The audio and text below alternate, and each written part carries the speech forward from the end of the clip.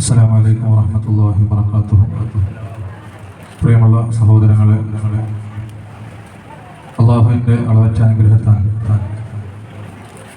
പരിശുദ്ധമായ ദിക്റുഹൽക്ക വാർഷികത്തിൻ്റെ സമാപന സമ്മേളനത്തിലാണ് നാം ഓരോരുത്തരും ഉള്ളത്. അള്ളാഹു സുബ്ഹാനഹു വ തആല നമ്മുടെ ഒരുമിച്ച് കൂടലിനെ സ്വീകരിക്കുമാറാകട്ടെ. ജീവിതത്തിൽ ചെയ്തു പോയ സർവ്വ പാപങ്ങളും അള്ളാഹു പുറത്തു മാപ്പ് നൽകി അനുഗ്രഹിക്കുമാറാകട്ടെ. പ്രിയമുള്ളവരെ, ഏതാനും സമയങ്ങൾ കഴിയുമ്പോൾ നാം ഓരോരുത്തരും കാതോർത്ത് കാത്തിരുന്ന സയ്യിദ് അബ്ദുൽ ഹക്കീം അൽ ബുഖാരി തങ്ങൾ സദവറുകൾ നമ്മുടെ സദസ്സിലേക്ക് എത്തിച്ചേരുമെന്നതുകൊണ്ട് ദീർഘമായി സംസാരിക്കാൻ ഞാൻ മുതിരുന്നില്ല. പ്രിയമുള്ളവരെ, നാം ഓരോരുത്തരും അടിയുറച്ച് വിശ്വസിക്കുന്ന ഏകനായ അല്ലാഹു സുബ്ഹാനഹു വ തആല അവനെ പ്രഖ്യാപിക്കുന്നതുമായി ബന്ധപ്പെട്ടുകൊണ്ട് നാം എപ്പോഴും ചെല്ലുന്ന മർമ്മപ്രധാനമായ ഒരു ദിക്റാണ് ലാ ഇലാഹ ഇല്ലല്ലാഹ്. ആ ദിക്റിന്റെ മഹത്വവും അതിന്റെ പ്രാധാന്യവും നമുക്കെല്ലാവർക്കും അറിയാമെന്നതുപോലെ ഹബീബായ അഷ്റഫുൽ ഖൽഖ് മുഹമ്മദ് റസൂലുള്ളാഹി സ്വല്ലല്ലാഹു അലൈഹി വസല്ലം നമ്മളെ പഠിപ്പിക്കുന്നുണ്ട്. ഒരു മനുഷ്യന്റെ അവസാന സമയം ലാ ഇലാഹ ഇല്ലല്ലാഹ് എന്ന ഉറക്കം ചൊല്ലി മരിച്ചാൽ അവൻ സ്വർഗത്തിലാണെന്ന് മുത്തനബി പഠിപ്പിക്കുന്നുണ്ട് എന്ന് നമുക്കറിയാം. അതുകൊണ്ടാണ് പരിശുദ്ധമായ ഖുർആനിലൂടെ അല്ലാഹു ചോദിച്ചത്, അലം തറ കൈഫ ദറബല്ലാഹു മസലൻ. അല്ലാഹു സുബ്ഹാനഹു വ തആല ഒരു ഉദാഹരണത്തെ നമുക്ക് ഓർമ്മിപ്പിക്കുകയാണ്. പരിശുദ്ധമായ കലിമത്തു തൗഹീദ് ആകുന്ന ലാ ഇലാഹ ഇല്ലല്ലാഹ് അതിന്റെ മഹിതമായ ഒരു ഉദാഹരണം കശജറത്തിൽ തയ്യിബ, അത് പരിശുദ്ധമായ ഒരു പടവൃക്ഷം പോലെയാണ്. അസ്ലുഹാ സാബിതുൻ, അതിന്റെ അടിസ്ഥാനം ഉറച്ചതാണ്. വഫർഉഹാ ഫിസ്സമാ, അതിന്റെ ശിഖരങ്ങൾ ആകാശലോകത്ത് പടർന്ന് പന്തലിച്ച് നിൽക്കുന്നതാണ്. അതോടൊപ്പം തന്നെ എല്ലാ സമയവും അതിൽ നിന്ന് നല്ല കായികനികൾ അത് മറ്റുള്ളവർക്ക് നൽകിക്കൊണ്ടിരിക്കുകയാണ് അള്ളാഹുവിന്റെ അനുമതി പ്രകാരം. ഈ ഉദാഹരണം അള്ളാഹു നൽകിയത് നാം ഓരോരുത്തരും ചിന്തിക്കാൻ വേണ്ടിയാണ്. അത്രയും വലിയ പ്രാധാന്യമുള്ള ഒരു ദിക്റാണ് ലാ ഇലാഹ ഇല്ലല്ലാഹ് എന്ന ദിക്ർ. അതുകൊണ്ട് തന്നെ കേവലമായി ലാ ഇലാഹ ഇല്ലല്ലാഹ് എന്ന ദിക്ർ മുറുകെ പിടിച്ചതുകൊണ്ട് മാത്രമായില്ല നമ്മുടെ ഈമാൻ ഉറച്ചതാകണം, അടിസ്ഥാനം ഉറച്ചതാകണം. ഏത് കൊത്തൊഴുക്ക് കടന്നു വന്നാലും, എത്ര വലിയ കാറ്റുകൾ കടന്നു വന്നാലും അതിൽ തകർന്നു വീഴുന്ന വേരുറക്കാത്ത മരങ്ങളെ പോലെയായി മാറാൻ പാടില്ല.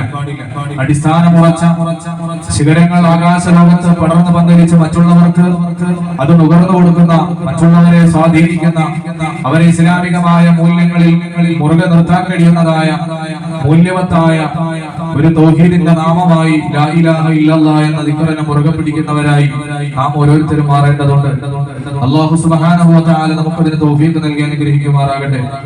പ്രിയമുള്ള സഹോദരങ്ങളെ, അതുകൊണ്ട് തന്നെ ഇതിന്റെ ഗൗരവം നാം ഓരോരുത്തരും മനസ്സിലാക്കുകയും വിഘടനവാദങ്ങളിൽ നിന്നെല്ലാം മാറി നിന്നുകൊണ്ട് ഏകനായ പടച്ച തമ്പുരാനെ അല്ലാഹു സുബ്ഹാനഹു വ തആലയെ മുറുകെ പിടിച്ചുകൊണ്ട് ജീവിക്കാൻ നാം ഓരോരുത്തരും തയ്യാറാവുകയും വേണം. യഥാർത്ഥമായ ഈമാനികമായ വിശ്വാസത്തിൽ ഹബീബായ അഷ്റഫുൽ ഖൽഖ് മുഹമ്മദ് റസൂലുള്ളാഹി സ്വല്ലല്ലാഹു അലൈഹി വസല്ലം തങ്ങൾ നമുക്ക് പകർന്നു തന്ന ആ ജീവിതം അതുപോലെ നുകർന്നുകൊണ്ട് ആ ജീവിതം അനുധാവനം ചെയ്തുകൊണ്ട് ജീവിക്കാൻ നമുക്ക് എല്ലാവർക്കും സാധിക്കേണ്ടതുണ്ട്. പ്രിയമുള്ള മുഅ്മിനീങ്ങളെ, അതിനും അല്ലാഹു നമുക്ക് തൗഫീഖ് നൽകട്ടെ എന്ന് പറഞ്ഞുകൊണ്ട് ഞാൻ അധ്യക്ഷ സംസാരം അവസാനിപ്പിക്കുകയാണ്. പ്രിയമുള്ളവരെ, നമ്മുടെ ഈ മഹനീയമായ സദസ്സിലേക്ക് ഉദ്ഘാടനമാണ് നടക്കാനിരിക്കുന്നത്. അതുകൊണ്ട് തന്നെ നമ്മൾ ഉസ്താദ് വരുന്നതിന് മുമ്പ് അല്പസമയം നമ്മുടെ ഈ സാന്നിധ്യത്തിൽ നമ്മുടെ ക്ഷണം സ്വീകരിച്ചുകൊണ്ട് നമ്മുടെ സദസ്സിലേക്ക് എത്തിച്ചേർന്ന അഹമ്മദ് സുഹൈബ് ബിലാലി അവർകളെ ഈ മഹനീയമായ സദസ്സിനെ ഉദ്ഘാടനം ചെയ്യുന്നതിന് വേണ്ടി ഞാൻ ക്ഷണിക്കുകയാണ്. അസ്സലാമു അലൈക്കും വറഹ്മത്തുള്ളാഹി വബറകാതുഹു. മാന്യപ്രേക്ഷകർക്ക് പ്രശ്നങ്ങൾ പറഞ്ഞാൽ യൂട്യൂബ് ചാനലിലേക്ക് സ്വാഗതം. അസ്സലാമു അലൈക്കും വറഹ്മത്തുള്ളാഹി വബറകാതുഹു. أعوذ بالله من الشيطان الرجيم. بسم الله الرحمن الرحيم. الحمد لله رب العالمين، والصلاة والسلام على أشرف المرسلين وعلى آله وصحبه الفائزين. ما بعد، فقد قال الله تعالى في شأن حبيبه إن الله وملائكته يصلون على النبي يا أيها الذين آمنوا صلوا عليه وسلموا تسليما اللهم صل على سيدنا وشفيعنا وحبيبنا ومولانا محمد وعلى آل سيدنا ومولانا محمد وبارك وسلم عليه وصل على جميع الأنبياء والمرسلين والحمد لله رب العالمين.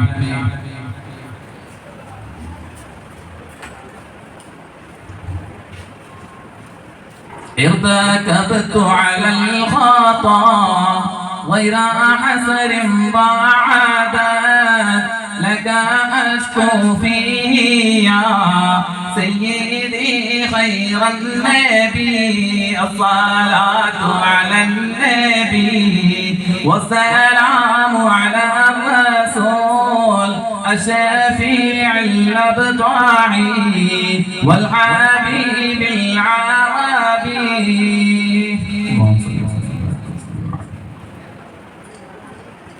ഏറ്റവും ബഹുമാനം നിറഞ്ഞ അധ്യക്ഷൻ ഉസ്താദ് അവர்களെ, മറ്റു ഉസ്താദുമാരെ,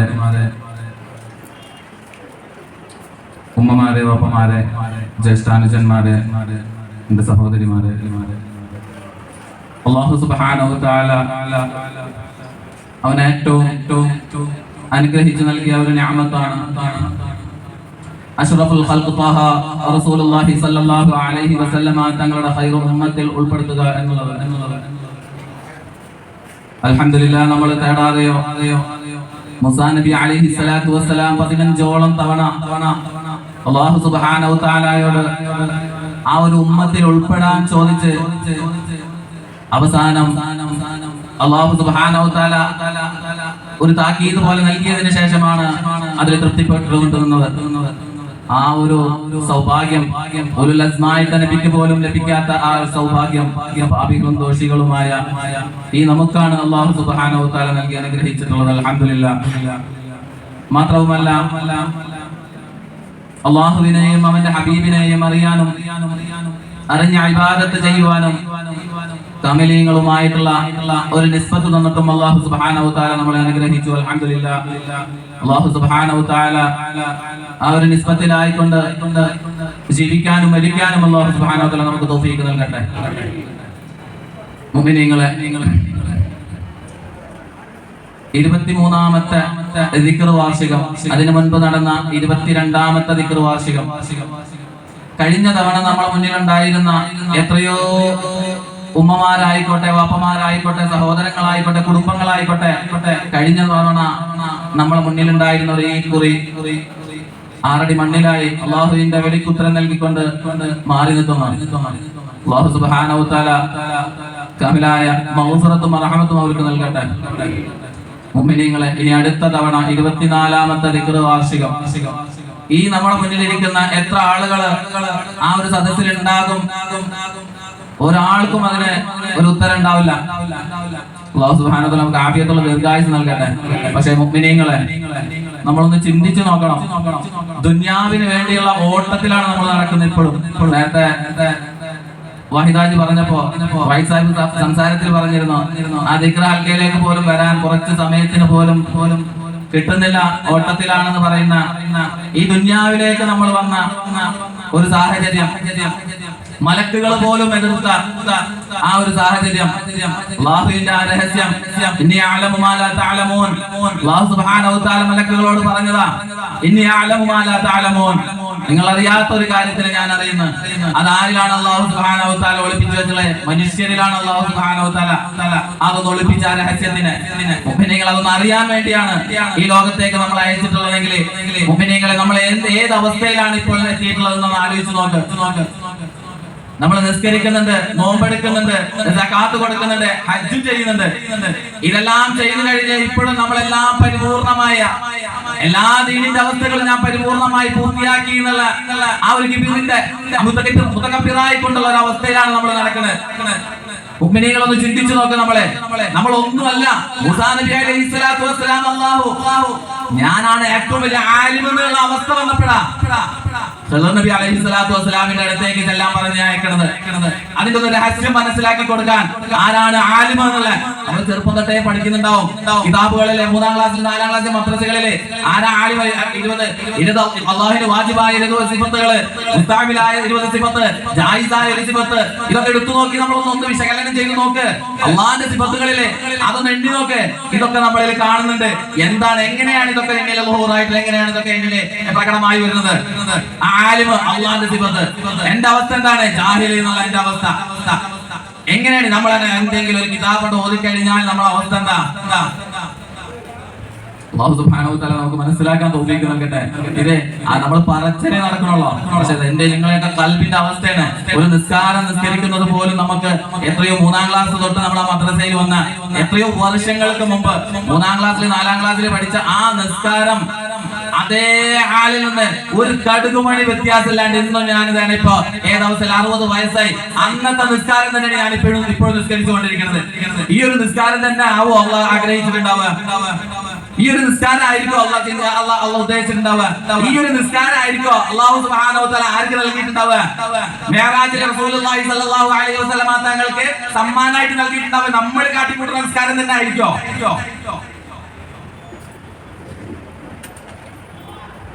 ആരേക്കുള്ള മുനാജാത്ത്? സ്വലാത്തു മിഅ്റാജുൽ മുഅ്മിനീൻ. സ്വലാത്തു മിഅ്റാജുൽ മുസ്ലിമീൻ എന്നല്ല തള്ള പറഞ്ഞത്.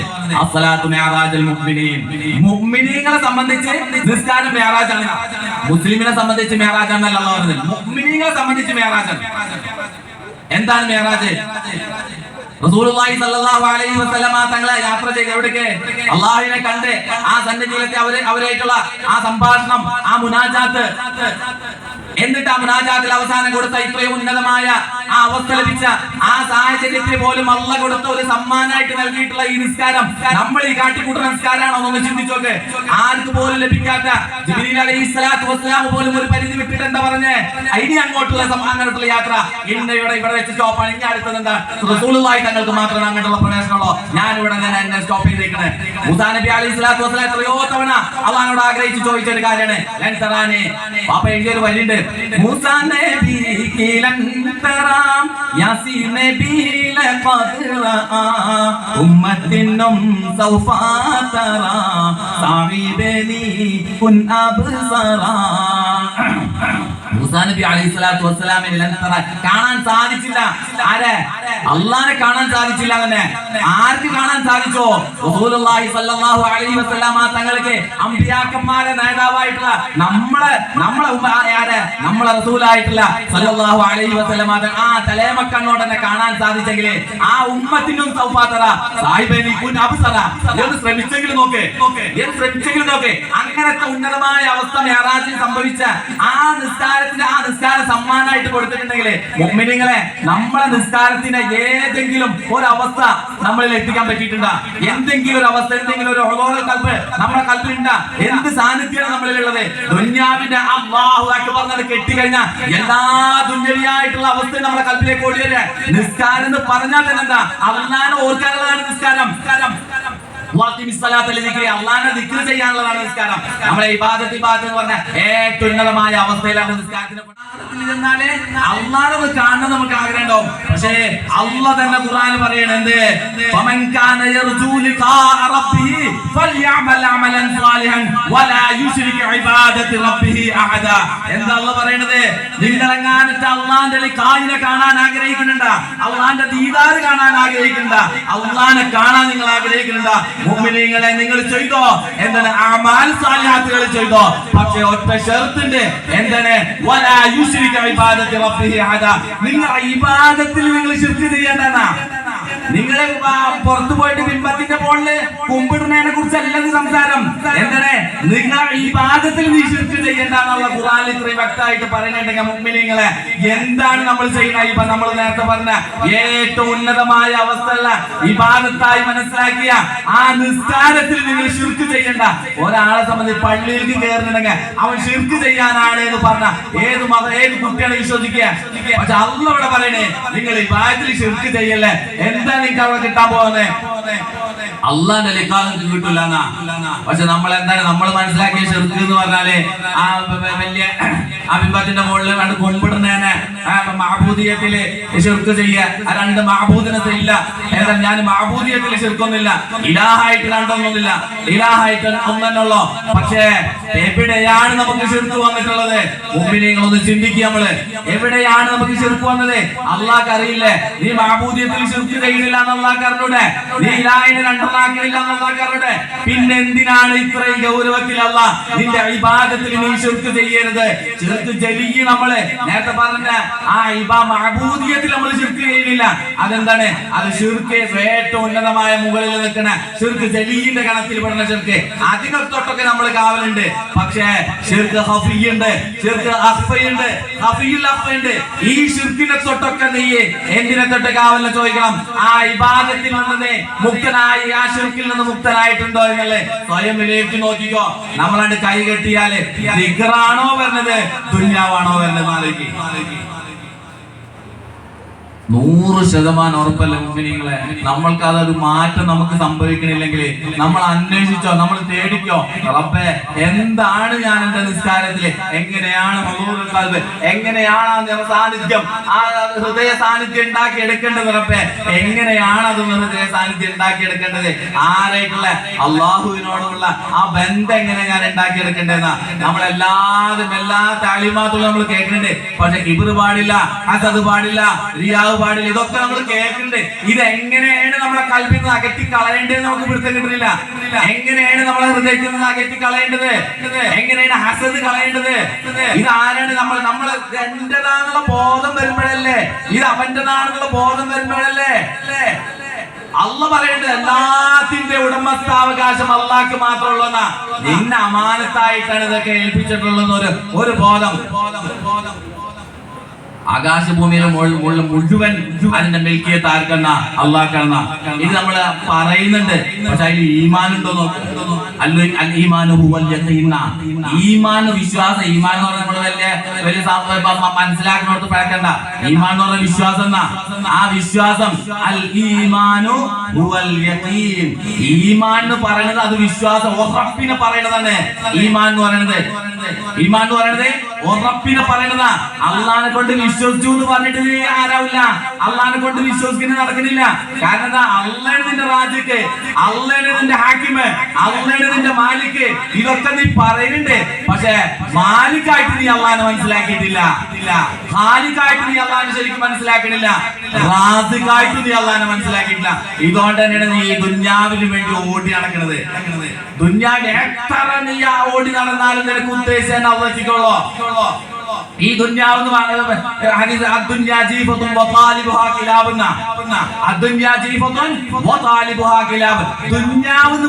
ശവണ്. അതിനെ തേടുന്നോ പട്ടിയാണ്.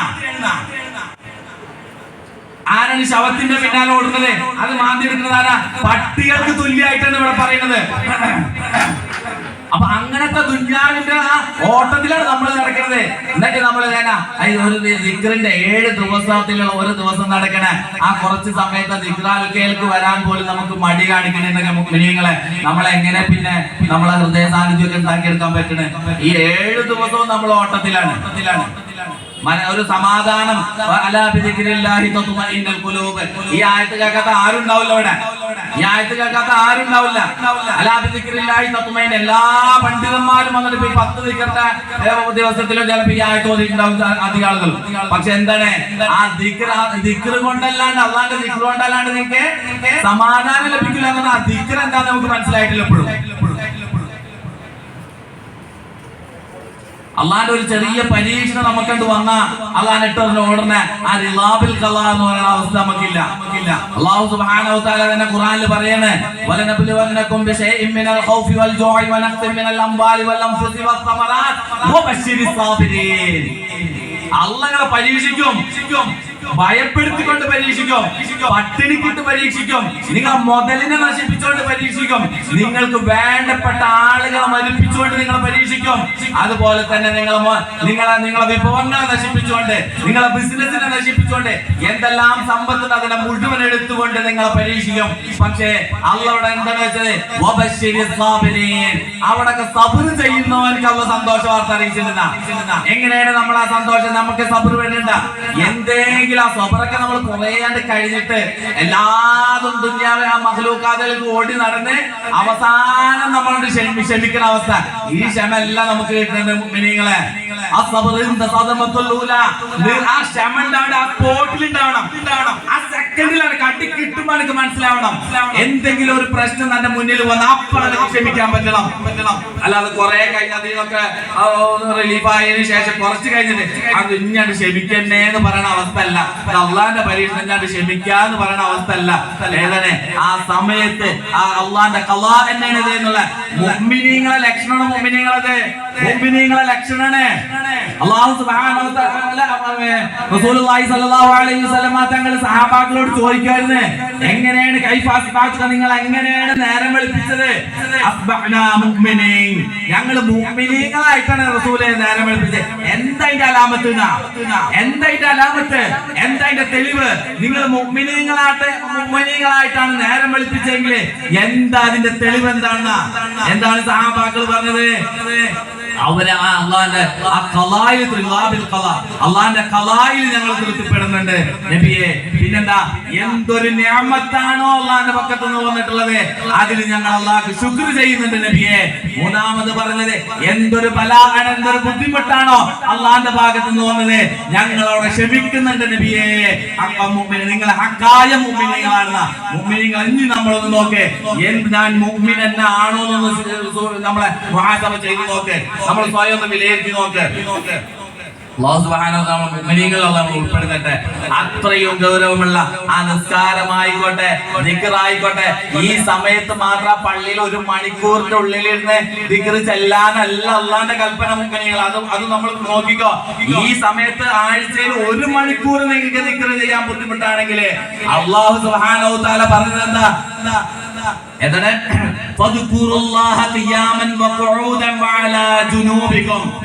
നിങ്ങൾ അള്ളാനെ ദിക്ർ ചെയ്യണം. എപ്പോഴൊക്കെ? അള്ളാന്റെ കൽപ്പനയാണ്. 3 സമയങ്ങളിൽ നിങ്ങൾ ദിക്ർ ചെയ്താൽ പിന്നുള്ള വിട്ടോ. 3 സമയങ്ങളിൽ നീ അള്ളാനെ ദിക്ർ ചെയ്തോ. ഏതൊക്കെ സമയത്താണ്? നീ നിൽക്കുമ്പോൾ, ഇരിക്കുമ്പോൾ, കിടക്കുന്ന സമയത്ത് നീ അള്ളാനെ ഓർക്കണം.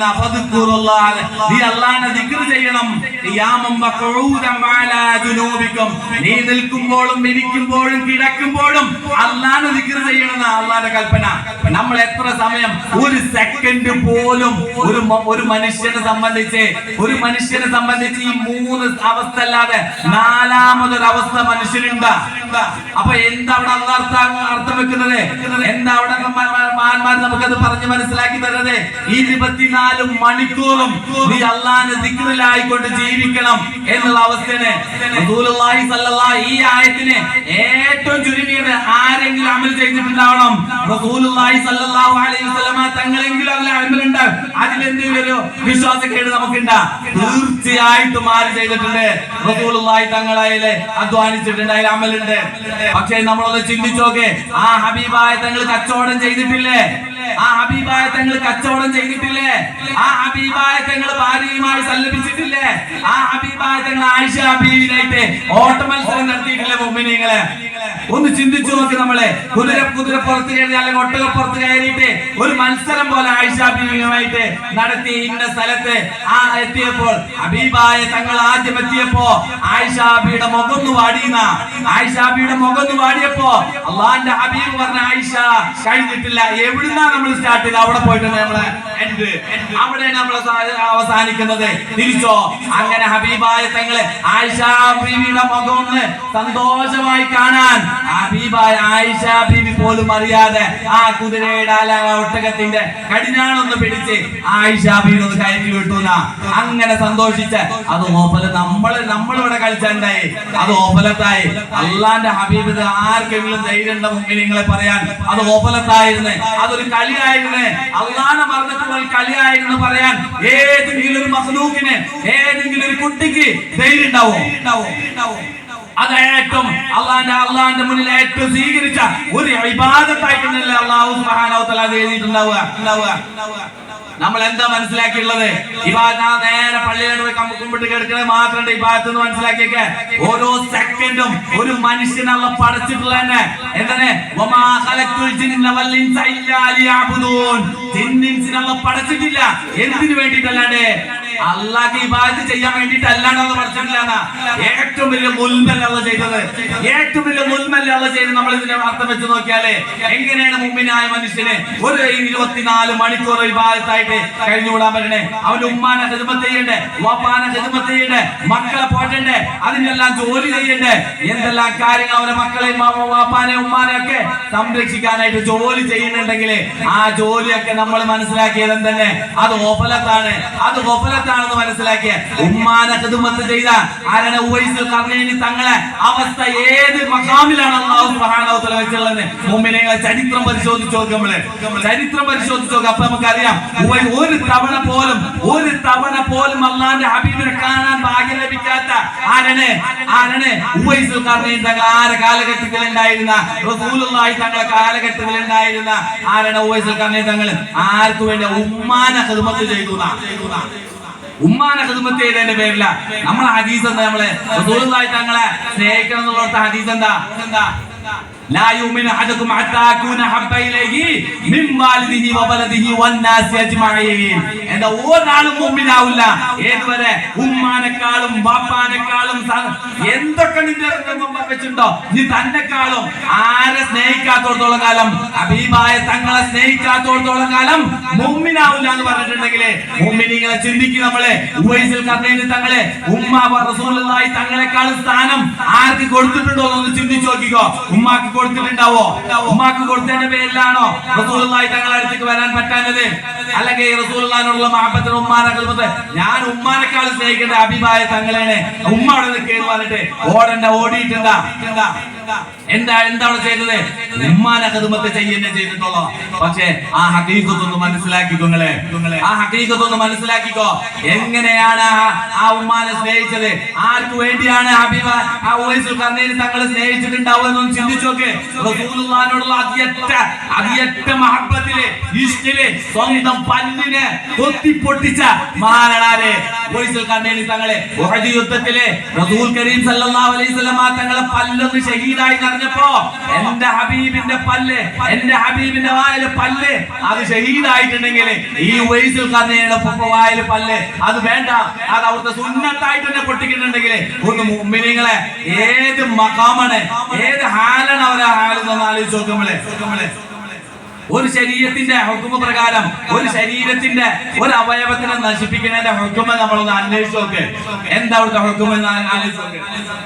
എന്നിട്ടാണ് ഇവിടെ ശരീരത്തിന്റെ ആ ഹുക്മ അവിടെ അള്ളാഹ് സ്വീകരിക്കുകയും ചെയ്തതല്ല, അത് ഹറാമിന്റെ ഹുക്മിലേക്ക് തള്ളുക ചെയ്ത് ഉമ്മത്തിന് വേണ്ടി ദുആ ചെയ്യാൻ വേണ്ടി റസൂലുള്ളാഹി സ്വല്ലല്ലാഹു അലൈഹി വസല്ലം തങ്ങളെ ഏൽപ്പിച്ച് ഇത്ര വർഷം അല്ലെങ്കിൽ ഇന്ന സ്ഥലത്ത് ഇന്ന കാലഘട്ടത്തിൽ ഇന്ന സമയത്ത് ഇങ്ങനെ ഉവൈസ് എന്ന് പറയുന്ന ഒരാളൊരു ഈ ഉമ്മത്തിന് വേണ്ടി ഒന്ന് ദുആ ചെയ്യണേ ആരേൽപ്പിച്ചേക്കണേ?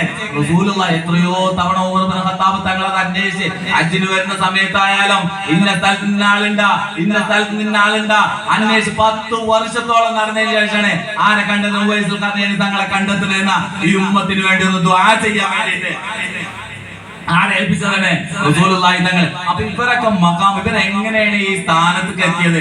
നമ്മൾ മനസ്സിലാക്കി ഈ ചരിത്രം പഠിച്ചിട്ട് നമ്മൾ ആ ചരിത്രം പഠിച്ച് ആ റസൂലുള്ളാഹിനെ എങ്ങനെ നമുക്ക് മുഅ്മിനീങ്ങളെ മഹബത്ത് വെക്കാൻ പറ്റണേ? ശൈഖന്മാരെ തന്നെ നമുക്ക് മഹബത്ത് വെക്കാൻ പറ്റുന്നില്ല അവരുടെ ചരിത്രങ്ങൾ കേട്ടിട്ടോ. എന്നിട്ട് പിന്നെ എങ്ങനെ നമ്മള് റസൂലുള്ളാഹിനെ ഈ ചരിത്രം മാത്രം പഠിച്ചിട്ട് നമ്മ എങ്ങനെ അതിനൊന്ന് മഹബത്ത് വെക്കാൻ പറ്റുന്നത്? ആ മഹബീങ്ങളിൽ നമ്മൾ ഉൾപ്പെടുത്തട്ടെ. പക്ഷെ അത് അനുഭവിക്കണം മുഅ്മിനീങ്ങളെ, അതൊന്ന് അനുഭവിക്കണം. വഅലമു അന്ന ഫീകും റസൂലുള്ളാഹി എന്ന് അറിഞ്ഞോ, നിങ്ങളിൽ തന്നെ നിങ്ങളെ റസൂലുണ്ട്, അതൊന്ന് അറിയുന്നേ. ആ റസൂലുള്ളാഹിന്റെ താടി സുന്നത്തായ താടി നമ്മൾ വെക്കുമ്പോ ആലോചിച്ചോ, ഇതാരാണ് ഞാൻ ഹയാത്തെ? എന്റെ റസൂലുള്ളാഹി തങ്ങളെ അവരെ സുന്നത്തിനാണ് ഞാൻ ഹയാത്താക്കി എന്നുള്ള ബോധനൊക്കെ ഉണ്ടാ. 24 മണിക്കൂറാണ് ഈ ഭാഗത്തിന്റെ തവാഫല്ലേ. ഒരു തൊപ്പി നീടണ്ട, എന്റെ ഹബീബായ തങ്ങളെ സുന്നത്താണ് ഞാൻ കൊണ്ടുനടക്കുന്ന ബോധനൊക്കെ ഉണ്ടാ. 24 മണിക്കൂറാണ് ഈ ഭാഗത്തിന്റെ സ്വഭാവല്ലേ. ഉമ്മാടെ മുഖത്തേക്ക് നോക്കിക്കണേ ഈ ഭാഗത്താണെന്ന് പറഞ്ഞിട്ടുണ്ടെങ്കിൽ മുമ്പേ അപ്പൊ നമ്മൾ എന്താ മനസ്സിലാക്കി? നിസ്കാരം മാത്രം ഈ ഭാഗത്തായി മനസ്സിലാക്കിയേക്ക്. ആ നിസ്കാരം എന്ന് പറയുന്ന പോലെ അള്ളാഹിനെ ദിക്റാണ്. അള്ളാഹ് നിസ്കരിക്കണമെന്ന് നോക്കിയാൽ നമ്മൾ ഈ കാട്ടിക്കൂടുന്നതിലേക്ക് തന്നെ ആയിരിക്കും അള്ളാഹ് നോക്കുന്നത്. നിൽക്കാൻ കഴിയില്ലാത്തവൻ ഇരിക്കണം, ഇരിക്കാൻ കഴിയാത്തവൻ കെടുക്കണം, കെടുന്നിട്ടും പറ്റാതെ കണ്ണോണ്ട ആക്ഷനാ എന്തെങ്കിലും. ഇനി ഒന്നിനും പറ്റുന്നില്ല, അവന്റെ ഹൃദയം അവിടെ ഉണ്ടോ, ആ ഹൃദയം കൊണ്ടെങ്കിലും അവൻ നിസ്കരിക്കണമെന്നല്ലേ ശരീഅത്ത്. അപ്പൊ അള്ളാന്റെ നോട്ടം എടുക്കണേ. നിന്റെ കൽബിന്റെ ഉള്ളിലേക്ക് തന്നെയാണ് അള്ളാഹ് നോക്കിക്കൊണ്ടിരിക്കുന്നത്. ഏറ്റവും അവസാനം ആ ഹൃദയം കൊണ്ടാണ് നിസ്കരിക്കുക, അവിടേക്ക് തന്നെയാണ് അള്ളാഹ് നോക്കിക്കൊണ്ടിരിക്കുന്നത്. പക്ഷെ ഹൃദയം വന്നിരിക്ക ആ താപിയായി വരുന്നുണ്ട് ജിസ്മൊക്കെ. ഹൃദയം ഒക്കെ ആണെന്നുണ്ടെങ്കിൽ അള്ളാഹ് ചെയ്യുന്നുണ്ടെങ്കിൽ എന്താണ് ആ ശരീരമൊക്കെ അതിന്റെ താപിയായിട്ട് വന്നോളൂ. നമ്മൾ എന്താണ് ഹൃദയം അവിടെ ഇല്ല, നമുക്ക് ഈ ശരീരം മാത്രമേ കാട്ടിക്കൊള്ളൂ. ഹൃദയത്തിന് നമ്മൾ വലിച്ചു നോക്കിയിട്ടേക്ക്. ഇതെല്ലാം മുമ്പിനെങ്ങളെ നമുക്ക് വേണ്ടത്. ആ ഹൃദയത്തിനെ നീ സാഫാക്കിക്കോ, ആ ഹൃദയത്തിന് നീ നന്നാക്കിക്കോ, ആ ഹൃദയത്തിന് നീ തസ്കിയത്ത് ചെയ്യിപ്പിച്ചോ. എന്നാ നിനക്ക് എന്താ ആ ഉളൂറുൽ ഖൽബൊക്കെ വന്ന നിസ്കാരം നന്നാക്കാൻ പറ്റും. ആ 24 മണിക്കൂറും അള്ളാഹനെ ദിക്ർ ചെയ്യുമെന്ന് പറഞ്ഞ ആ അവസ്ഥയിൽ നിനക്ക് എത്താൻ പറ്റും. ഫദ്കുറുല്ലാഹ ഖിയാമൻ വഖുഊദൻ വഅലാ ജുനൂബിക്കും എന്ന് പറഞ്ഞ നിൽക്കുമ്പോഴും ഇരിക്കുമ്പോഴും കിടക്കുമ്പോഴും നീ അള്ളാഹനെ ദിക്ർ ചെയ്യുമെന്ന് പറഞ്ഞ ആ അവസ്ഥയിൽ നിനക്ക് എത്തണോ? ആ ഖൽബിന്റെ തസ്കിയത്ത് നിനക്ക് നടക്കാത്തോടത്തോളം കാലം അതെത്തില്ല, അതെത്തുന്നില്ല. നമ്മൾ നേരെ പള്ളിയിൽ ആ ആലടക്ക പുറത്ത് കണ്ട് ഇറങ്ങുന്നോടുകൂടി നമ്മൾ ആല മാറിയില്ലേ? എന്ത് തസ്കിയ നമ്മളെ പള്ളിയിലുള്ളിൽ നമ്മൾ ഇതിനൊക്കെ വന്നാലും ആ ശൈഖന്മാര് അവര് ആ അതിനർഹരായിട്ടുള്ള നേരത്തെ പറഞ്ഞ അതിനെല്ലാ ഇൽമുകളും അല്ലെങ്കിൽ എല്ലാ ദിക്റുകളും നമ്മൾ മനസ്സിലാക്കിയ പോലത്തെ ദിക്റല്ല. ലാ മഅബൂദ ഇല്ലല്ലാഹ്, ലാ മഖ്സൂദ ഇല്ലല്ലാഹ്, ലാ മൗജൂദ ഇല്ലല്ലാഹ്, ലാ മശ്ഹൂദ ഇല്ലല്ലാഹ്. ഇങ്ങനത്തെ എങ്ങനെ ദിക്ർ ചെയ്യണോ അങ്ങനെ ദിക്റാക്കിക്കൊണ്ട് എവിടെയാണ് മഅബൂദിയത്തിൽ ശിർക്കില്ലാതെ മഖ്സൂദിയത്തിൽ ശിർക്കില്ലാതെ അല്ലാഹ് മാത്രമാണ് നാഫിയുള്ളാഹ് എന്ന് മനസ്സിലാക്കിക്കൊണ്ട് ഇയ്യാക നഅബുദു വ ഇയ്യാക നസ്തഈൻ എന്ന് പറയണ ഇയ്യാക നഅബുദു എങ്ങനെയാണോ നീ ഇബാദത്ത് അല്ലാഹ്ക്ക് കൊടുക്കണേ അതേപോലെ തന്നെയാണ് അല്ലാഹ് അവിടെ പറഞ്ഞിട്ടുള്ളത്. എന്ത് വയ്യാക നസ്തഈൻ ഇസ്തിആനത്തും അല്ലാഹ്നോട് മാത്രമാണ്. നമ്മളെ വാപ്പ പറയാറുണ്ട് ഖബറിങ്ങളിൽ പോയിട്ട് എന്റെ വാപ്പ എന്റെ വീടിന്റെ മുറ്റത്ത് തന്നെയാണ് എന്റെ വാപ്പാടെ ഖബറുകള്. വാപ്പ പറയണേ ഖബറിങ്ങളിൽ പോയിട്ട് നമ്മൾ അഖീദ എന്താണ്? ആ ഖബറാളി അല്ല എനിക്ക് ഹയാത്തുള്ള ആളായിക്കോട്ടെ, ഹയ്യായിട്ടുള്ള ആളായിക്കോട്ടെ, മയ്യിത്തായിട്ടുള്ള ആളായിക്കോട്ടെ സഹായം ചോദിക്കേണ്ടത് ആരോടാണ്? അള്ളാഹിനോട് മാത്രമേ എനിക്ക് സഹായം ചോദിക്കാൻ അധികാരമുള്ളൂ. അള്ളാഹിനോട് പറഞ്ഞിട്ടുള്ളത്. അപ്പൊ അങ്ങനത്തെ വാപ്പ നമ്മൾ തെറ്റിദ്ധരിക്കേണ്ട. അങ്ങനത്തെ വാപ്പ ഇന്തിഖാലാവുന്ന ദിവസം അവർ കുറച്ച് ദിവസം മുന്നാണ് അവരെങ്ങനെ ഇതൊന്ന് തയ്യാറായി. നേരത്തെ ഒരുപാട് വിഷയങ്ങള് ആ കറാമത്തൊന്നും നല്ല മുഅ്മിനീങ്ങളെ ഔലിയാക്കന്മാരെ സംബന്ധിച്ച് കറാമത്തൊന്നും എല്ലാവരും അവരത് വഷളായിട്ടാണ് കാണാറുള്ളത്. അതൊരു പറച്ചിലേ അവർ പറയാറില്ല. പക്ഷേ നമ്മൾ ചത്ത ഹൃദയങ്ങളെ അതിന്റെ ഉള്ളിലൊന്ന് ഈമാൻ നിറയ്ക്കുന്നതാണ് അവരെ സംബന്ധിച്ച് ഏറ്റവും വലിയ കറാമത്ത്. ചത്ത ഹൃദയങ്ങളില് ഈമാൻ ഇറക്കി വെച്ചു കൊടുക്കുക, ആ കൽബിൽ മുനവ്വറാക്കി കൊടുക്കുക, പ്രകാശിപ്പിക്കുന്ന ആ ഹൃദയങ്ങളാക്കി കൊടുക്കുക. ഇതാണ് അവർ ചെയ്തിട്ടുള്ളത്. ഇവിടെ കറാമത്ത് വെളിപ്പെടുത്താൻ വന്നവരൊന്നും എല്ലാവരും അത് യാദൃശ്ചികമായിട്ട് അവർ നടന്നു പോകുന്നതാണ്. അവർ അതിന്റെ ആൾക്കാരൊന്നല്ല. മുഅ്മിനീങ്ങളെ നമ്മൾ മനസ്സിലാക്കണം. അങ്ങനത്തെ ആ ശൈഖുനാടെ ലാഹിദിയായിട്ട് ഒരുപാട് വിഷയങ്ങൾ പറഞ്ഞ്, പക്ഷേ എത്ര വിഷയങ്ങൾ പറഞ്ഞാലും അവരെ അവസാനം എന്ന് പറയില്ലേ, അതൊന്നും നമ്മൾ സൂക്ഷിച്ചു നോക്കിയാൽ മതി. എങ്ങനെയാണ് അവരെ പറ്റി രണ്ട് വാക്ക് പറഞ്ഞില്ലെങ്കിൽ ഏറ്റവും വലിയ റബ്ബുകാടായി പോകും. സാന്ദർഭികമായിട്ട് പറയണേ, അവരെ ആ വഫാത്തിന്റെ കുറച്ച് ദിവസങ്ങൾക്ക് മുമ്പ് 2 പണിക്കാരെ കൊണ്ടുവരണേ. അവര് മുരീദിനെ വിളിച്ചിട്ട് 2 ആളെ കൊണ്ടുപോടാ. എങ്ങനെ ഇതിന്റെ പണിക്കാരാണ് ഷേഖുന വേണ്ടത്? ഖബർ കുത്തുന്ന പണിക്കാരെ വിളിച്ചോണ്ടാണ്. ഖബർ കുത്തുന്ന പണിക്കാരെ വിളിച്ചോണ്ടാ. ആ ഖബർ വഫാത്തിന്റെ 65 വയസ്സ് ഷേഖുനാക്ക് ഉണ്ടായി, വാപ്പാക്ക് ഉണ്ടായിട്ടുള്ള ആ സമയത്താണ് നമ്മളെ സംബന്ധിച്ച് ഒരു പ്രയാസമില്ല. കാരണം വാപ്പ ഇഞ്ഞുണ്ടാവും, ഇതെന്തോ ഹാല് ചെയ്യണം. ഇങ്ങനത്തെ ഒരു അവസ്ഥ നമുക്ക് ഉണ്ടായിരുന്നത്. വാപ്പ എന്ത് ചെയ്താലും എന്റെ വാപ്പാക്ക് ഇഞ്ഞും ആയുസുണ്ടെന്നുള്ള ഒരു ബോധം നമുക്കൊക്കെ ഉണ്ടായിരുന്നത്. പക്ഷെ ആ വീടിന്റെ മുറ്റത്ത് തന്നെ പള്ളിയോട് സാമ്യാണ്, തൊട്ടടുത്ത് തന്നെ നമ്മളെ പള്ളി. ആ പള്ളിയുടെ ഇടയിലായിട്ട് ആ ഖബറിന്റെ 2 ഖബറുണ്ട്. അവിടെ നിന്നിട്ട് ഒരു വീട്, നമ്മളെ ഏറ്റവും വലിയൊരു സ്വപ്നമായിരിക്കും നമ്മൾ എന്ത് ഒരു വീട് പണിയണത്. ആ വീട് പണിയുമ്പോൾ നമ്മൾ ഓരോ മൂലെ നോക്കി നിൽക്കാം. അവിടെ അങ്ങനെ ചെയ്യണ, ഇവിടെ ഇങ്ങനെ ചെയ്യണ, അവിടെ എങ്ങനെ മിനുസാക്കണ, അവിടെ ഇങ്ങനെ കോറിയിട്ട് അവിടെ ഒന്നുകൂടി തേക്ക്, ഇങ്ങനെ പറഞ്ഞ് ചെയ്യിപ്പിക്കുന്നത് നമ്മൾ എവിടെയാണ് കണ്ടിട്ടുണ്ടാവുള്ളൂ? നമ്മളെ വീട് മണിമാളിക പണിയുമ്പോൾ നമ്മൾ കൂടെ ഉണ്ടാവും. പക്ഷേ അവരവരെ കബറിനെ പണിയാൻ ആർക്ക് എവിടെ നിന്നത്തെ ധൈര്യം ഉണ്ടാവും? മുഅ്മിനീങ്ങളെ, അവർ എന്തൊരു സന്തോഷത്തോടെ വളരെ ഒരു പ്രയാസം അവരെ കൽബിൽ കാണുന്നില്ല. വളരെ ഇന്ന സ്ഥലത്ത് കുത്ത്, ആ കിബില ശരിയാക്കി, ഇന്ന കല്ലുവൊക്കെ. അവസാനം പണിക്കാരെല്ലാം പണിത് കഴിഞ്ഞപ്പോ എന്നോട് ഷുഹൈബ ഇറങ്ങി ആ കബറിലേക്ക് ഇറങ്ങണമെന്ന് പറഞ്ഞു. ഷുഹൈബ കബറിലേക്ക് ഇറങ്ങി. അങ്ങനെ എന്നോട് ഇറങ്ങാൻ പറഞ്ഞ് ഓരോ കുരുടീസും എടുത്തു കൊടുത്തിട്ട് നീ മൂടി വെക്കണമെന്ന് പറഞ്ഞിട്ട് ഓരോ കുരുടീസും ഇട്ട് അടക്കുക. ആരെ കബറിനാണ്? സ്വന്തം കബറാണ് വെട്ടി കളിച്ച് നന്നാക്കി എടുത്തേക്കണേ. എന്നിട്ടാണ് മണ്ണിട്ട് മൂടിയിട്ട് മുഅ്മിനീങ്ങളെ. എന്നിട്ട് വാപ്പ പറഞ്ഞൊരു വാക്കുണ്ട്, മോനെ ഞാന് ഈ 2 കബറ് തന്നെ ഇപ്പൊ വെട്ടിയിട്ടുണ്ട്. അതില് വാപ്പ തന്നെ ഇപ്പൊ പൂവണ്. ആ വാപ്പാക്കുള്ള കബറാണ് ആദ്യത്തെ കബറ്. ആ കബറിൽ നീ വാപ്പ ആന വെച്ചോ. 2ാമത്തെ കബർ എന്റെ ഉമ്മാടെ കബറാണ്. പക്ഷെ ഉമ്മ ഇപ്പോഴല്ല, കുറച്ച് കഴിഞ്ഞിട്ടേ വരുള്ളൂ. ആ ഉമ്മാനെ നീ എന്റെ അടുത്ത് വെച്ചോ എന്ന് പറഞ്ഞിട്ട് വസിയത്തും ചെയ്ത് ചില ദിവസം കഴിയുമ്പോഴേക്കും എന്റെ ജ്യേഷ്ഠന്റെ കല്യാണം നടക്കുക. എന്റെ ജ്യേഷ്ഠന്റെ ഫുദൈൽ എന്ന് പറയുന്ന ആളുടെ എന്റെ കല്യാണം നടക്കുന്ന അന്ന് ആ ഭാര്യയും അവരെല്ലാം വന്ന് ആ പെണ്ണിനെ കൂട്ടിക്കെട്ടി അവരെ മുന്നിലേക്ക് ദുആ ചെയ്തിട്ട് അവിടുന്ന് പറയണേ, ഇനി ഞാൻ ഇന്ന് പൂവെണ്ണിട്ടാന്ന് പറഞ്ഞേ. അപ്പൊ ചോദിച്ചു മാമ എവിടെ? മാമ ഉണ്ടായിരുന്നു. മാമ ചോദിച്ചു അവരുടെ കുടുംബക്കാരും എവിടേക്കാ പോണേന്ന് ചോദിച്ചു. ഇല്ലടാ, ഞാൻ ഇന്ന് മരിക്കണേ, ഞാൻ ഈ ഒരു കല്യാണത്തിന് വേണ്ടി നിന്നതാണ്, ഇന്ന് ഞാൻ യാത്ര ചെയ്യണിട്ടാന്ന് പറഞ്ഞു. അപ്പൊ അവര് ഒന്ന് ശകാരിക്കുന്ന പോലെ പറഞ്ഞ് ആയിക്കോട്ടെ പറഞ്ഞു. വാപ്പ അവിടെ മാറി നിന്ന് കെടുക്കാണ്. ഇതിന് ശേഷം മഗ്‌രിബിക്ക് തൊട്ട് മുമ്പായിക്കൊണ്ട് ഷേഖുന എഴുന്നേറ്റ്, വാപ്പ എഴുന്നേൽക്കാണ്. എഴുന്നേറ്റുകൊണ്ട് അവിടെ ഉണ്ടായ കല്യാണ വീടാണ്. അവൻ ചിന്തിച്ചോണം, കല്യാണ വീടാണ്. അവിടെ ആരൊക്കെ ഉണ്ട്? എല്ലാരോടും യാത്ര പറയണം വാപ്പ.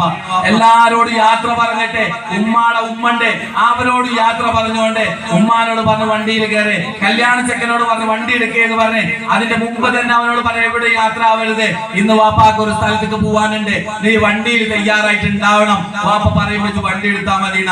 അങ്ങനെ മഗ്‌രിബിക്ക് മുമ്പായിക്കൊണ്ട് ദുൽഖഅദ് 11ന്റെ ദുൽഖഅദ് ലാസ്റ്റ് സമയത്ത് അവർ ആ വണ്ടിയിൽ കയറി. വാപ്പ എന്നും ഇടയ്ക്ക് വരുമ്പോ നിങ്ങൾ ശ്രദ്ധിച്ചു കാണും, ചിലപ്പോ അവര് ആ ഫ്രണ്ട് സീറ്റിൽ ഇരുന്നിട്ടായിരിക്കും യാത്ര ചെയ്യുക. ഒരു തവണ പോലും അവരെന്നല്ല അപൂർവങ്ങളിൽ അപൂർവമായിരിക്കും ക്ഷീണനായിട്ടുണ്ടെങ്കിൽ പോലും എത്ര അവരെ ഫ്രണ്ട് സീറ്റിൽ ഇരുന്നിട്ട് യാത്ര ചെയ്യുള്ളൂ. ഉമ്മണ്ടെങ്കിൽ പുറകിലായിരിക്കും.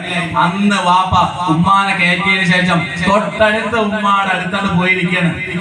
ഉമ്മാടെ അടുത്താ പോയിരുന്നോ? ഉമ്മാടെ അടുത്ത് പോയിരുന്നത് വണ്ടി ഹോസ്പിറ്റലിലേക്ക് എടുത്തോ എന്ന് തന്നെ. അങ്ങനെ 1 കിലോമീറ്റർ കഷ്ടി ഈ വഹാബാജികളൊക്കെ കണ്ടിട്ടുണ്ടാവും. അവര് വരുന്നവർ വായുരാജ്യം എല്ലാവരും ആ ഭാഗത്തേക്ക് വരുമ്പോ മാറിയ ഒരു വലിയ പാലം കാണാം. ആ പാലത്തിന്റെ അവിടെ വെച്ചിട്ട് ഉമ്മാടെ മടിയിലേക്കാണ് ഉപ്പാണ്ട് തല വെച്ചിട്ട്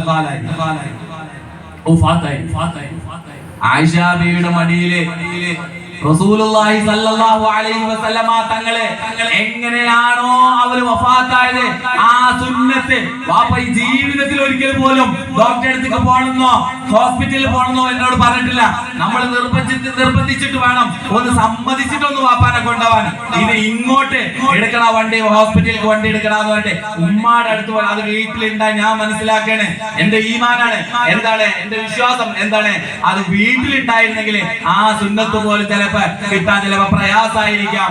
അത് കിട്ടാൻ വേണ്ടി മാത്രം ചെയ്ത ഒരു ഹിക്മത്താണെന്ന് ഞാൻ മനസ്സിലാക്കിയിട്ടുള്ളത്. ആ ഉമ്മാടെ അടുത്ത് പോയിരിക്കാൻ ഒരു സാഹചര്യം ഉപ്പ സൃഷ്ടിച്ച് ആ യാത്ര തുടങ്ങിയവയ്ക്ക് ഉപ്പണ്ട് ആ മടിയിലേക്കാണ് തല ചായച്ചുകൊണ്ട് അള്ളാഹുലേക്ക് വാസിലായിട്ടുണ്ടെങ്കിൽ മുഅ്മിനീങ്ങളെ, അങ്ങനത്തെ ഒരു ശൈഖന്മാരെ, അങ്ങനത്തെ ശൈഖന്മാരാൽ സ്ഥാപിതമായിട്ടുള്ള ആ ദിക്ർ ഹൽക്ക, ആ ദിക്ർ ഹൽക്കയിൽ നമ്മളൊന്ന് ഇരുന്നാലെങ്കിലും മതി മുഅ്മിനീങ്ങളെ, അല്ലാഹ് മഗ്ഫിറത്ത് തരും. ദിക്റിന്റെ മജ്ലിസിൽ ഇരുന്ന ഹദീസ് അല്ലേ, മശഹൂറായിട്ടുള്ള ഹദീസുകളാണ്. എന്ത് ആ ജിബ്രീൽ അലൈഹിസ്സലാം മലക്കുകളൊക്കെ വന്നിരുന്നാലും അവർക്ക് അല്ലാഹ് പറയുന്നതാണ് എല്ലാവർക്കും മഗ്ഫിറത്ത് എഴുതാനാ പറയാ. അപ്പൊ അല്ലാഹ് മലക്കുകൾ തിരിച്ചു ചോദിക്കുന്ന അല്ലാഹ് അവിടെ വെറുതെ ദിക്ർ ചെല്ലാനുള്ള നീയത്തല്ല, വെറുതെ വന്നിരുന്നതാണ് ആ ചീന്തി കിട്ടാൻ വേണ്ടി വന്നിരുന്ന. അപ്പോഴും അല്ലാഹ് പറയുന്ന അവനക്കും മഗ്ഫിറത്ത് എഴുതിക്കോളാനാ, അവനക്കും മഗ്ഫിറത്ത് എഴുതിക്കൊള്ള. ഇത്രക്കും ഉന്നതമായ ആ ദിക്റിന്റെ മജ്ലിസിൽ പോലും നമ്മൾ ഇരിക്കാൻ പ്രയാസം കാണിച്ചിട്ട് എന്തിനാണ് നമ്മൾ ഓടുന്നത്? മുഅ്മിനീങ്ങളെ, ദുന്യാവിന് വേണ്ടിട്ട് നമ്മൾ ഓടുന്നത്. ദുന്യാവിന് വേണ്ടി ഓടുന്നത്. ഇവിടെ ദുന്യാവിക്ക് വന്നതിന്റെ ലക്ഷ്യമെങ്കിലും നമ്മളൊന്ന് അറിയണ്ടേ. സമുദ്രം പോലത്തെ നിങ്ങളെ ചുറ്റുപാട് കാണുന്ന ആ സമുദ്രം പോലത്തെ അനശ്വരമായ ശാശ്വതമായ ആ ലോകത്ത് നിൽക്കാന് കഴിച്ചു കൂട്ടാന് അതിൽ നിന്ന് എടുത്ത ഒരു തുള്ളി പോലും ആവില്ല ഈ ദുന്യാവിന്റെ ജീവിതം മുഅ്മിനീങ്ങളെ. ഈ അതിൽ നിന്ന് ഒരു തുള്ളി പോലും ഈ ലോകത്തേക്ക് പകരം വെക്കാൻ സാധിക്കില്ല എന്ന് പറയുമ്പോ മുഅ്മിനീങ്ങളൊന്ന് ചിന്തിച്ചോക്കെ. ഈ തുള്ളിന്ന് നമ്മൾ എത്ര കഷ്ടപ്പാടുണ്ടെങ്കിലും ഒന്ന് സബ്ർ ചെയ്യ്, ഒന്ന് ക്ഷമിക്ക്. ഔലിയാക്കന്മാരെ സംബന്ധിച്ച് ക്ഷമിക്കുന്നോടത്തെ അവർ ക്ഷമല്ല കൈക്കൊണ്ടിരുന്നത്, അവരെന്താ അള്ളാഹ്ക്ക് ശുക്ര ചെയ്തിരുന്നത്. തങ്ങളുടെ ചരിത്രം നമ്മൾ കേട്ടിട്ടുണ്ട. എന്താണ് കപ്പല് മുങ്ങി എന്ന് പറഞ്ഞപ്പോ തങ്ങൾ എന്താ പറഞ്ഞത്? അൽഹംദുലില്ലാഹ് എന്നാ പറഞ്ഞത്. കുറച്ച് കഴിഞ്ഞപ്പോ ശേഖവർകളെ നമ്മളെ കപ്പലെല്ലാം മുങ്ങിയിട്ടുള്ളത്. അപ്പോഴും ഒരു സെക്കൻഡ് ഹോൾഡ് ചെയ്യുന്നത് ആ കൽബിന്റെ അവസ്ഥയ്ക്ക് നോക്കിയിട്ട് ശേഖവർകൾ എന്താ പറയുക? തങ്ങളെ അൽഹംദുലില്ലാഹ്. ഗുരുക്കന്മാര് ചോദിച്ചേ തങ്ങളെ എന്താണ് ഈ രണ്ട് സ്ഥലത്തും ഹംദ്, എന്താണ് ഈ രണ്ട് സ്ഥലത്തും ഹംദ് എന്താണെന്ന് ചോദിച്ചേ. എന്താ തങ്ങൾ പറഞ്ഞേ? ആദ്യം എന്റെ കപ്പൽ മുങ്ങിയെന്ന് പറഞ്ഞപ്പോ അള്ളാഹ് അമാനത്തായിട്ട് തന്നുള്ള അള്ളാന്റെ മാലിക്ക് അള്ളയുടെ മാലിക്ക് എന്നുള്ള അവസ്ഥ അവർ കൈക്കൊണ്ടേക്കണേ. അള്ളാഹ് അമാനത്തായിട്ടുള്ള എനിക്ക് തന്ന ആ ഒന്നിനെ അള്ളാഹ് തിരിച്ചെടുത്ത് അതിൽ എന്റെ ഹൃദയത്തിന് എന്തെങ്കിലും പ്രശ്നം നടന്നിട്ടുണ്ടോ, എന്റെ ഹൃദയത്തിൽ അള്ളാന്റെ ദിക്റെങ്ങാനും മുറിഞ്ഞിട്ടുണ്ടോ, അവിടെ ദിക്റുകാരിയാണ്. ഉടനടി അള്ളാഹു അൽഹംദുലില്ലാഹ് എന്ന് പറയുന്ന അവസ്ഥ. രണ്ടാമത് എന്താണ്? ആ നിഅമത്തിനെ തന്നപ്പോ വീണ്ടും അള്ളാഹ് അവിടെ ശുക്ർ അൽഹംദുലില്ലാഹ് എന്ന് പറയുന്ന അവസ്ഥ. ഇതാണ് നമ്മളോട് പറയണത്. ഒന്ന് സബറെങ്കിലും ചെയ്യാനാ, ശുക്രൊന്നും ചെയ്യാൻ. നിങ്ങൾ ശുക്ർ ചെയ്തില്ലേലും വേണ്ടില്ല. എന്താണ്? ഒന്ന് സബർ. നമ്മളൊക്കെ ഈ അധ്വാനിക്കുന്ന ആൾക്കാർ തന്നെയാണ്. കടലിൽ പോണവരുണ്ടാവും, മത്സ്യബന്ധനവുമായിട്ട് ബന്ധപ്പെട്ടവരുണ്ടാവും, കടലിന്റെ ഒക്കത്തായ കാരണം. പിന്നെ ഒരുപാട് മറ്റുള്ള ജോലി എന്തെങ്കിലും നമുക്കൊന്ന് കുറച്ച് മെയിൻ ചിലപ്പോ കുറഞ്ഞാല് എന്തിനാ നമ്മൾ പൂർത്തിയായിട്ട് കാണിക്കണേ? അള്ളാഹ് ഉദ്ദേശിച്ചിട്ടുള്ള നമ്മളെ 100 എറിഞ്ഞാലും കിട്ടുമോ? അള്ളാഹ് കിട്ടില്ല എന്ന് ഉദ്ദേശിച്ച പിന്നെ 100 ഇട്ടാലും നീ അവിടെ നിന്റെ കൽബിനൊരു പ്രയാസം ഉണ്ടാക്കല്ലേ, നിന്റെ കൽബിനൊരു പ്രയാസം ഉണ്ടാക്കല്ലേ. അള്ളാന്റെ ഖലായിൽ എന്തൊന്നാണുള്ളത് അതന്നെ നടക്കുള്ളൂ. അതിൽ നീ ആദ്യം ഉറച്ചു നിൽക്ക്. എന്ത് സംഭവിച്ചാലും എല്ലാം അള്ളാന്റെ തീരുമാനമാണെന്നുള്ള ആ ബോധത്തിൽ നീ അവിടെ ഉറച്ചു നിന്നാല് ആ എന്ത് പ്രശ്നം ഉണ്ടായാലും എന്താണ് എന്റെ കൽബിനെ നേരത്തെ പറഞ്ഞ അലാ ബിദിക്രില്ലാഹി തത്മഇന്നുൽ ഖുലൂബ്. ആ ദിക്ർ കൊണ്ട് അതന്നല്ലേ ദിക്ർ, അതല്ലേ ദിക്ർ. അള്ളാഹുള്ള സ്മരണ എന്നല്ല ദിക്ർ. അള്ളാഹനെ ഓർക്കുക. അത് എങ്ങനെ ആയാലും വേണ്ടില്ല. ദിക്ർ ഇസ്മി ആയാലും വേണ്ടില്ല, ദിക്ർ ഫിഅലി ആയാലും വേണ്ടില്ല, ദിക്ർ വസ്ഫി ആയാലും വേണ്ടില്ല, ദിക്ർ ദാത്തി ആയാലും വേണ്ടില്ല. ഏതെങ്കിലും ഒരു ദിക്ർ നിന്റെ കൽബിൽ അവിടെ നിന്ന് നിലനിന്നാ മതി. ഏതെങ്കിലും ഒരു ദിക്ർ അല്ലാഹ് എന്നുള്ള ബോധത്തില് അവിടെ തൃപ്തിപ്പെടുന്ന ഒരു അവസ്ഥയാണെങ്കിൽ അങ്ങനെ തൃപ്തിപ്പെടുക. നീ ജോലി ചെയ്യുന്ന അവസ്ഥയാണെങ്കിൽ നീ ഒന്ന് ചിന്തിക്ക്, ആരെ കുവ്വത്തോണ്ടാണ്? അന്നൽ ഖുവ്വത ലില്ലാഹി ജമീഅ.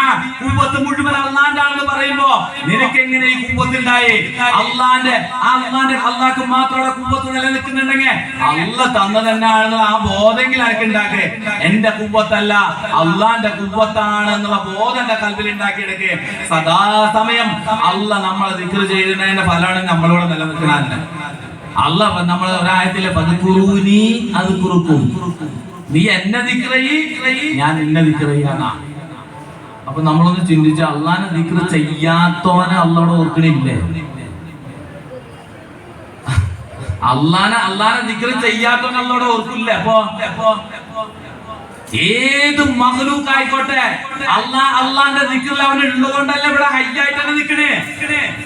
ഇവിടെ നിലനിൽക്കുന്നതിന് അള്ളാന്റെ ദിക്റിൽ അവൻ ഉള്ളതുകൊണ്ടല്ലേ. പക്ഷേ എന്ത് ദിക്റാണ് അള്ളാഹ് അവിടെ തരാൻ പോകുന്നത് എന്നുള്ളത് നമ്മളൊന്ന് മനസ്സിലാക്കിയാൽ മതി. നീ ഒന്ന് അള്ളാന്റെ ദിക്ർ ചെയ്യ് ഞാൻ നിന്നെ ദിക്ർ ചെയ്യാമെന്ന് പറഞ്ഞ ആ ദിക്ർ നമ്മൾ മനസ്സിലാക്കണം. എന്ത് ദിക്റാണ് അള്ളാഹ് എനിക്ക് തരാൻ പോകുന്നത്, എന്ത് ദിക്റാണ് അള്ളാഹ് എന്നിൽ അർപ്പിക്കാൻ പോകുന്നത്, ആ ബോധമെങ്കിലും നമുക്കുണ്ട്. അതിൽ തഫക്കുർ ചെയ്യ്. നമ്മൾ വെറുതെ ഖുർആൻ വായിച്ച് ഖുർആൻ എന്ന് പറഞ്ഞാൽ തഫക്കുർ ചെയ്യാൻ തദബ്ബുർ ചെയ്യണം. ഖുർആനിനെ തഫക്കുർ നമ്മൾ ആലോചിക്കണം. ആ ഖുർആൻ കേട്ട് അങ്ങനെ തന്നെ മൂടി വെച്ചിട്ട് വെക്കാനുള്ള അല്ല. അത് നാത്തികെ ഖുർആനുണ്ട്, സാത്തികെ ഖുർആനുണ്ട്. ആ ചട്ടക്കൂടിൽ ഒതുക്കിയ ഖുർആനുണ്ട്, അതേ ജീവിക്കണ ഖുർആനുണ്ട്. റസൂലുള്ളാഹി സ്വല്ലല്ലാഹു അലൈഹി വസല്ലം തങ്ങളെ കുറിച്ച് എന്താണ് അന്ന് ഉണ്ടായിരുന്ന ഈ ഖുർആനെ, അന്ന് ഈ ചട്ടക്കൂടിന്റെ ഉള്ളിൽ ഉണ്ടായിരുന്ന ഖുർആൻ എന്താ? ഖുർആന. ആരെ പറ്റി പറഞ്ഞത്? റസൂൽ കരീം സല്ലല്ലാഹു അലൈഹി വസല്ലം. അവരുടെ ജീവിതം തന്നെ എന്തായിരുന്നു? ഖുർആനായിരുന്നു. ഇനി എങ്ങനെ നമ്മൾ ഖുർആൻ വേറെ പിന്നെ എങ്ങനെ പഠിക്കണ്ടേ? അത് കൊണ്ട് നടന്ന ഉസ്മാൻ ഇബ്നു അഫ്ഫാൻ റളിയല്ലാഹു തആല മാനവ അവിടെ എത്തുമ്പോഴാണ് എന്താണ് ഒരുപാട് പേര് ഷഹീദായി പോകുമ്പോഴാ ഇന്ന നാട്ടിൽ കൊണ്ടടക്കാൻ ആളില്ലെങ്കിലോ എന്ന് പറയുന്നത് അവരാ ഇത് ആ ഖുർആനെ ക്രോഡീകരിക്കുന്നത്. നമ്മൾ ചിന്തിക്ക്, നമ്മളതാ ഇവിടം വിട്ടിഞ്ഞ് നാളെ ആഖിറത്തിലേക്ക് പോകണ്ടാണ്, ഖബറിലേക്ക് പോകണ്ടാണ്. നമ്മൾ എങ്ങനെയാണ് ആ ദിക്റിനെ ഒഴിവാക്കിയിട്ട്, എങ്ങനെയാണ് ആ ദിക്റിനെ ഒഴിവാക്കിയിട്ടുണ്ടെങ്കിൽ നമ്മളെ എത്ര അധ്വാനിച്ചിട്ടും കാര്യമില്ല.